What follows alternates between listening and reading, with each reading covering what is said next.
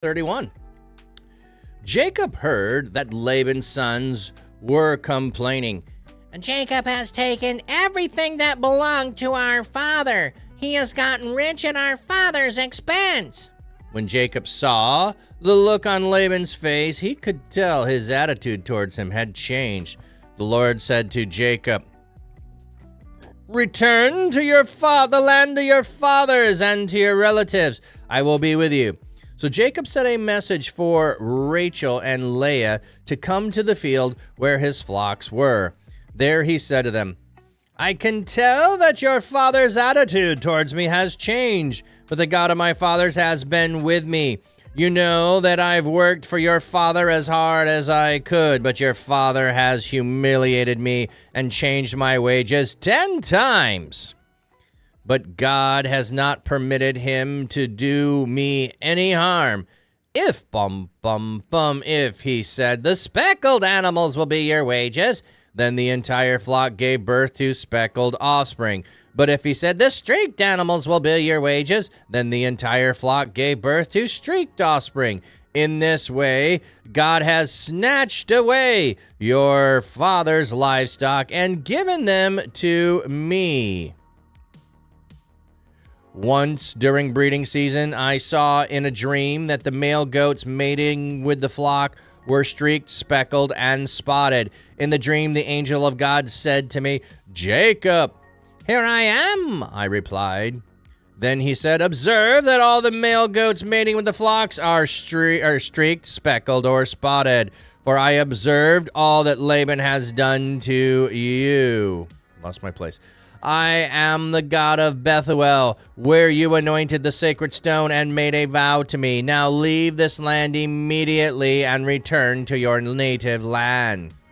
Then Rachel and Leah replied to him, "Do we still have any portion or inheritance in our father's house? Hasn't he treated us like foreigners? He not only sold us, but completely wasted the money paid for us. Surely all the wealth that God snatched away from our father belongs to us and to our children. So now do everything God has told you." So Jacob immediately put his children and his wives on the camels. He took away all the livestock he had acquired in Padan Aram and all his movable property that he had accumulated. Then he set out toward the land of Canaan to return to his father Isaac. While Laban had gone to shear his sheep, Rachel stole the household idols that belonged to her father. Jacob also deceived Laban the Aramean by not telling him that he was leaving. He left with all he owned. He quickly crossed the Euphrates River and headed for the hill country of Gilead. 3 days later, Laban discovered Jacob had left. So he took his relatives with him and pursued Jacob for 7 days. He caught up with him in the hill country of Gilead. But God came to Laban the Aramean in a dream at night and warned him, "Be careful that you neither bless nor curse Jacob." Laban overtook Jacob, and when Jacob pitched his tent in the hill country of Gilead, Laban and his relatives set up camp there too. "What have you done?" Laban demanded of Jacob. "You've deceived me and carried away my daughters as if they were captives of war. Why did you run away secretly and deceive me? Why didn't you tell me so I could send you off with celebration complete with singing, tambourines, and harps? You didn't even allow me to kiss my daughters and my grandchildren goodbye. You have acted foolishly. I have the power to do you harm, but the God of your fathers told me last night, 'Be careful that you neither bless nor curse Jacob.' Now I understand that you have gone away because you long desperately for your father's house. Yet why did you steal my gods?" "I left secretly because I was afraid," Jacob replied to Laban. "I thought you might take your daughters away from me by force. Whoever has taken your gods will be put to death." In the presence of our relatives, identify whatever is yours and take it. Now Jacob did not know that Rachel had stolen them. So Laban entered Jacob's tent and Leah's tent and the tent of the two female servants, but he did not find the idols. Then he left Leah's tent and entered Rachel's. Now Rachel had taken the idols and put them inside her camel's saddle and sat on them. Laban searched the whole tent but did not find them. Rachel said to her father, "Don't be angry, my lord. I cannot stand up in your presence because I am having my period." So he searched thoroughly, but he did not find the idols. Jacob became angry and argued with Laban. "What did I do wrong?" he demanded of Laban. "What sin of mine prompted you to chase after me in hot pursuit? When you searched through all my goods, did you find anything that belonged to you? Set it here before my relatives and yours, and let them settle the dispute between the two of us.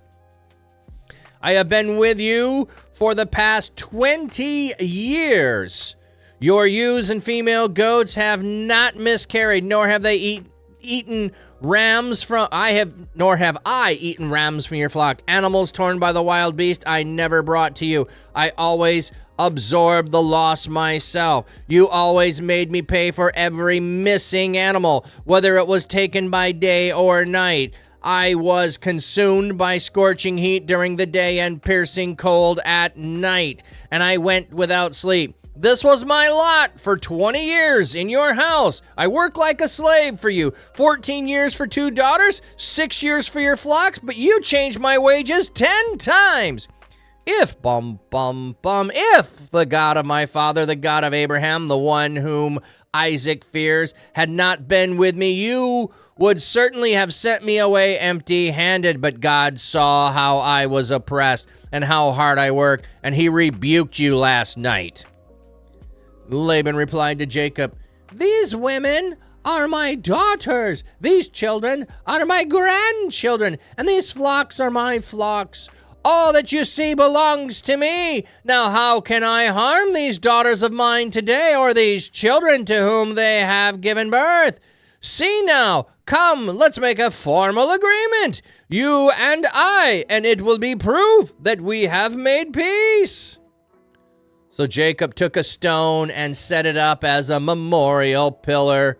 Then he said to his servants, "Gather stones," so that brought stones and put them in a pile. They ate there by the pile of stones. Laban called it Jegar Sahadutha, but Jacob called it Galeed. Laban said, "This pile of stones is a witness of our agreement today. That is why it is called Galeed. It was also called Mizpah, because he said, 'May the Lord watch between us when we are out of sight of one another. If you mistreat my daughters, or if you take wives besides my daughters, although no one else is with us, realize that God is witness to your actions. Here is this pile of stones and this pillar I have set up between me and you," Laban said to Jacob. "This pile of stones and the pillar are reminders that I will not pass beyond this pile to come to harm you, and that you will not pass beyond this pile and this pillar to come to harm me. May the God of Abraham and the God of Nahor, the gods of their fathers, judge between us." Jacob took an oath by the God whom his father Isaac feared. Then Jacob offered sacrifices on the mountain and invited his servants to eat the meal. They ate the meal and spent the night on the mountain. All right, the Hebrew would have one more verse in here, but the English, the other way around.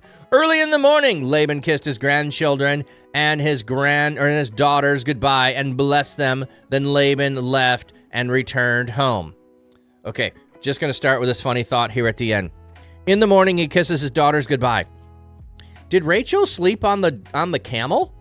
Like, the search was over. They're making this whole thing. Did she sleep on the camel so that she never had to stand up and her father searched the camel? I'm just curious here of the stuff they don't tell us. Yes, it's Torah Tuesday, Altus. You'll be back. Yeah, fool me once, shame on you. He changed it, wages 10 times. That is the accusation.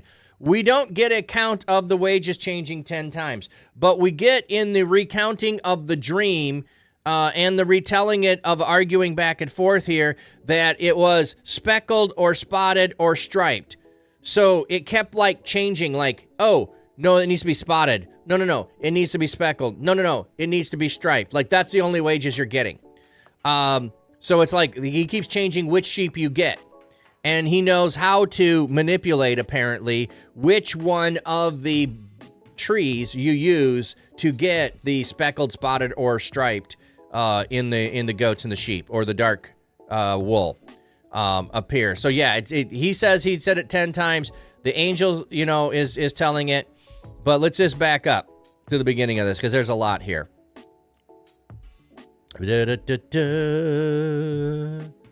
Okay.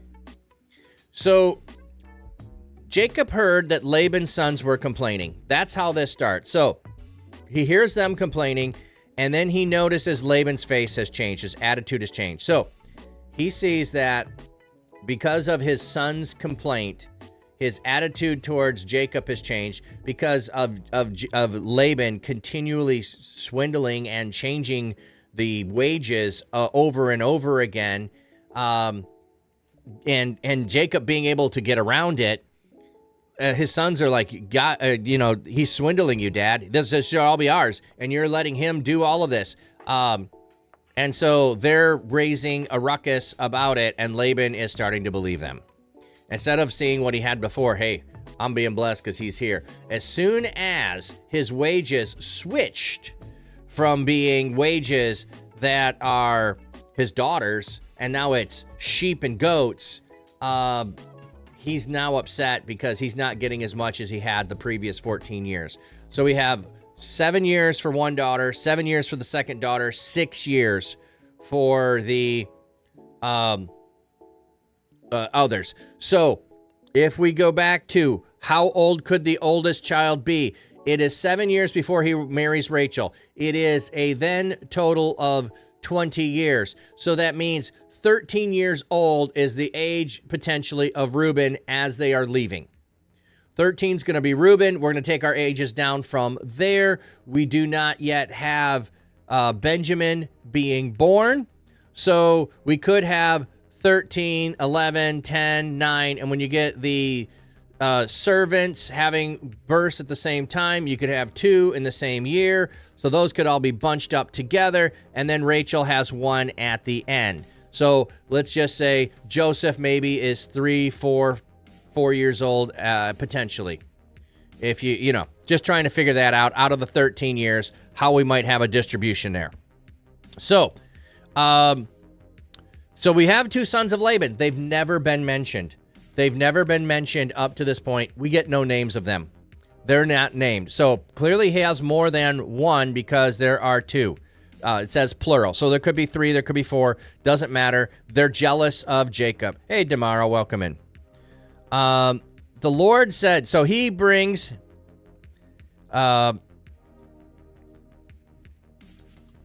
he has the dream. We only get a God said to me here. He tells his wives, God said to me, we need to go. And later we get a more fuller telling of the dream that he has. So we know that Jacob has dreams. He's had them before. He has a visit from God in a dream. So he's going to return. He brings his wife together out in the field. Not going to be a common thing. But also remember, the flocks were kept 3 days apart. The flocks are kept 3 days apart. So if you figure from wherever the household is, one is going to be a day's journey in one direction. The other is going to be 2 in another direction potentially. Or they're both a mile and a half. Or Laban's flocks are close and Jacob's have to be a 3-day journey. That might be more likely that Laban's flocks are close and Jacob's are a 3-day journey away. So they go to even if it's just late, let's just say it's a 1.5. If you're going to send a messenger a day and a half to go find out how he's doing and a day and a half back, that gets you 3 days. So it could be that even if we just go back to that. So regardless, because of the 3-day separation, that's how he can have a 3-day head start without him finding out. So your dad's attitude has changed, and his wives go, Yeah, it's humiliating what our father has done. He has also not only treated us as if we were property and servants and treated us less than daughters, he's also wasted and squandered everything that you paid for us. We have no inheritance with our father. There will be no inheritance for us. Our brothers will take whatever little there is, and we will get nothing. So we have no loyalty in our father's household. We have loyalty to our husband. So even though they're feuding with each other, they have loyalty to their husband and not to their father. And I'm not saying that's a bad thing. I'm just pointing it out. So he tells the dream about how he learned how to do this. So, potentially, or about it. They were mating flocks, the streaked, the speckled, and the spotted. In the dream, the angel said to me, Jacob, here I am, I replied. Observe that the male goats mating with the flocks are striped, speckled, or spotted. And I observed. So we have the supernatural knowledge that is being given to him. And then we know that it is God himself. I am the God of Bethel, where you anointed the sacred stone and made the vow to me. So God has showed up, and making sure he knows it's the same God, he's giving him information that Jacob would know where you were at when you did this. I'm the one that showed up there to you. You need to go home. Now, what's interesting, if you remember, and we often forget this, is Isaac and Rebekah said that we will send for you. Go to your uncle and get a wife there, and when things are cooled off, we'll send for you. They apparently never cooled off, so he was never sent for. Now, you're going, oh, well, surely he was cooled off 20 years later. Then why didn't they send for him? So Jacob is returning on the command of God with, I think, and we'll get into the next chapter, but I'm just foreshadowing here because why didn't he already get invited back is what I'm getting at. He must make an assumption that it hasn't cooled off because he hasn't been a messenger sent and he hasn't been, prompted to return. But now God is telling him, so he is obedient to God. Remember, he said, if you will do these things, I will serve you. Now he is totally serving him.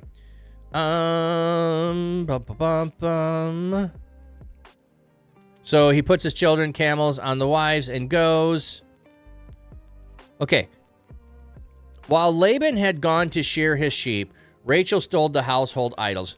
So here's an interesting thing. If they go out to the field to meet their husband and they are taking off from there, Rachel's already stolen the household idols before the conversation with her husband. Is that not a fascinating thing potentially? I mean, if the flocks are 3 days apart, which we know that was stated, and they've gone off to shear the sheep, maybe he's the one that's 3 days off, and so she goes into the house. But it says they went out to the field. Now maybe they go back and get their stuff and go. Maybe there's more going on there, but I'm just saying a potential, thing there. At Time Z's. Good morning. Welcome in. So anyway, she goes and she steals the household idols. What do we have here? Household gods. Some translations merely translate the Hebrew teraphim as teraphim, which apparently refers to household idols. Some contend that possession of these idols guaranteed the right of inheritance, but it's more likely that they were viewed simply as protective deities. Another look at Rachel's theft of the teraphim. Okay, so we're not exactly sure what these are, but sometimes the household idols are going to be like your ancestors in some way. So these could be memorials to the ancestors as well. I know they're talking about they might be protectors or guardians. Whatever it is, it doesn't matter. She takes them. Okay, so she takes them and they go and they flee. And they get a 3 days journey and they're going ahead. And then it takes 7 days to catch up. So it is 10 days. It is 10 days. Now, 10, we think of 10 commandments. These were the things that you needed to abide by. So we have the 10 days journey and we have the 10 times the wages were changed. So we have conditions that are going on here. So they get over there. Like I said, the reason they could be 3 days discovery is the flocks are 3 days apart. Laban is shearing sheep. He's with his sheep. So, and then he takes 7 days to catch them. So if you take 3 days to get started and you charge on, you're 3 days ahead, 7 days to catch up. You know, I'm just trying to paint it for you. So they're not marching at full speed. Laban is in his pursuit. And then God shows up to him in a dream. God shows up to Abimelech in a dream. God shows up to Pharaoh in a dream and warns them of what they're going to do. Notice what those others do. Those others bless and give offering and gifts to Abraham and Isaac. But Jacob doesn't have that. He has still his father-in-law trying to pull one on him. So he overtakes him. They pitch a tent there. They're hanging out. Let me see what Altus has to say. Often it was a skull of a human, and then would write a note and put it in the mouth. Then they would ask, the wind would come out of the mouth, and the owner could interpret it. In that case, he would ask, where did they go to find them faster? Oh, interesting. I did not know the skull thing there. Altus, thank you. Okay. So he comes and says, what have you done? You've deceived me. You carried my daughters away as if they were captives of war. Why did you do this secretly? You deceived me. Why did you tell me? You could have had a celebration with singing and tambourine and harp. You didn't even allow me to kiss them or my grandkids. You acted foolishly. I have the power to do you harm. Like, you did things that were improper. I could bring harm on you. But God intervened, and I'm not going to bring harm. He said, be careful not to bless nor to curse. Okay, so I know I was just asking the question and saying, why doesn't he do it? Here's the reason he doesn't. Because God said, don't bless nor curse him. So he cannot bless him. Why? Why does God tell him not to bless him? Because all those who bless you will be blessed. All those who curse you will be cursed. Stay neutral. Because I'm not going to bless you because of what you've already done. You've already been blessed. You're not getting any more. And don't go the other direction and curse. You're getting neither. You're getting nothing. So don't do anything. Now, I understand that you've gone away because you long to be desperate. Well, why did you steal my gods? Okay, quite an interesting thing. So, why did you steal? The last sentence is dropped into the speech rather suddenly. Okay. So, if Rachel had not taken the gods, would he have just chalked it up to, oh, well, I knew eventually they would have gone and not gone after them? You took away my family and you were served a different God and you took my God with you. Couldn't he just replace it, the idol, so that he could then, but no, his God is going with, he's going with you. I want my God back. So here's one of those times where sometimes we open our mouth before we have enough information, and we shouldn't. We shouldn't. I left secretly because I was afraid. Yep, quite enough. But Jacob replied, I thought you might have taken my daughters away by force. Yep, okay, could have done that. So I took this risk. And you might have taken, whoever has taken, Jacob replied to Laban, I thought you might have taken my daughters away first. Whoever has taken your gods will be put to death. So, whoever has taken your gods will be put to death. I didn't do it. Whoever did it, they're going to die. Okay? Whoever did it, they're going to die. So, with whomever you find your gods, he will not live. Okay, so this is how we can see that this is a curse that he is placing on whoever stole the idols, and the curse, in fact, comes true. And we'll see that later on, because when Rachel gives birth, she dies in labor. And I think it's a consequence of this right here, where he says, whoever has taken them will die. Whoever's taken them will die. In the presence of our relatives, identify whoever's taken them. Now, Jacob did not know that Rachel had stolen them. So he goes through, he does a search, he can't find them anywhere. And when it comes to Rachel, she makes an excuse, and Dad's like, okay.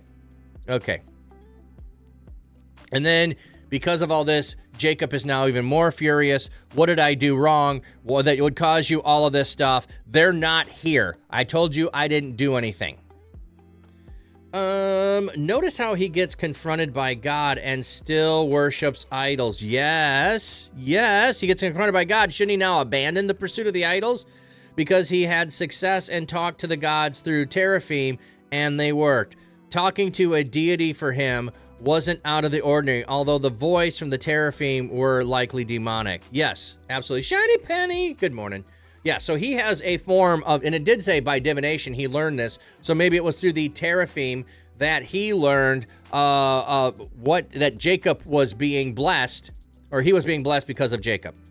So now we have the past 20 years, we have this rant. He goes on the rant now. This is in front of the entire family, okay? It's in front of the entire family that's been pursuing, and all of his family is there, and he's going on the rant of what happened. For 20 years I worked, 14 years for this, 6 years for this, and 10 times you changed my wages. The God of my father Abraham, the God of Abraham, the one whom Isaac fears, had not been with me. Certainly you would have sent me away empty-handed. So without God being with me, you would have taken advantage, and we would have had nothing. So then they set up a witness between the two of them. I'm just going to skip ahead because this is like long passage. He sets up a stone and a pillar and stones. So there is a pile of them. The Hebrew word for pile sounds like the name Galeed. So we have a pile, Galeed. And we have, he named it Yeager Sahud. Okay. Aramaic means witness pile, or the pile of witnesses. So we have a pillar and a pile. Now, I don't know if the pillar is supposed to be a representative of God being the witness and the stones being the we the people, because there is a pillar and a pile. There might be more of the pillar and the gathering stones, like every person in the family is to gather a stone and put it there, and this is our witness to it, but God, the standing stone, is here. Anyway, it doesn't matter what we're supposed to know all of it. The thing is still the same. It's still the same. Altus, if she is menstruating, then even the seat she is on is not allowed to be touched because it's unclean. So one of them would have been unclean in order to check her. Ironically, unclean spirits clean the things that are unclean. Oh, yeah, that's a good point I wasn't thinking of. So everything that she touches is unclean. Her father is remaining unclean. So even if she gets off of the camel, they're not going to search the camel because she's unclean. That makes sense. That makes sense. Thank you for that clarification there, because that always says a weird thing, like she slept on the camel to keep it from being hidden. No, the uncleanness is clinging to it, and so, yeah, unclean spirit cling to things that are unclean. Yeah, so why wouldn't he, following unclean spirits, do that? Anyway, the pile of stones are there, the witness, and we're not going to go on that side. You're not going to come on this side. They kiss everybody goodbye. Early in the morning, Laban kissed his children, his daughters, goodbye, and he blessed them, but he doesn't bless Jacob. He blesses his daughters and his grandchildren, but he does not bless Jacob. Then Laban left and returned home. So they have an oath that they are not going to harm each other. So Laban, you really made this awkward. You're never going to see your kids, your grandkids again. Way to go, buddy. Way to go.